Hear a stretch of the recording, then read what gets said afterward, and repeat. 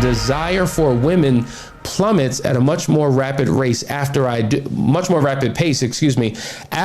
do than it does for men. We know that when it comes to sexual desire, it goes just like that. Boop.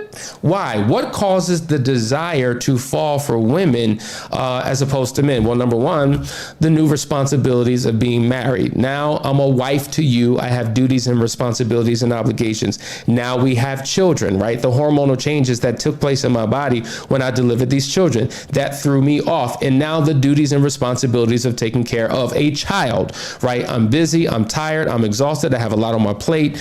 I have all of these obligations. Everybody's pulling on me, calling on me. And the last thing I'm thinking about is being necessarily intimate with you. Though it is important, though I have a responsibility to do it in this relationship, it is not at the pace, it is not as convenient, it is not as opportunistic as you would like it to be. So therefore, these are the places and spaces where we begin to experience these challenges.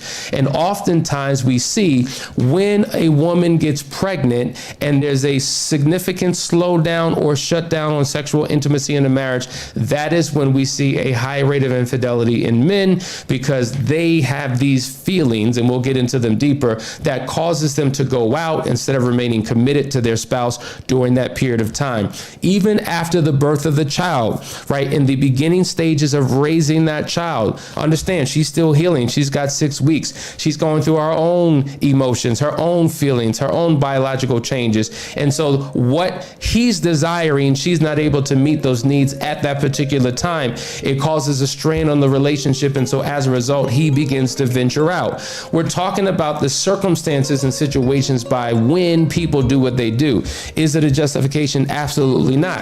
And this is why it is so important to talk about sexual intimacy, to set proper expectations, to know about the seasons that you will endure in life. It's important to know that. Listen, we're going to talk about this a little bit more, but we also want to read your comments. We got one more segment. We'll be right back.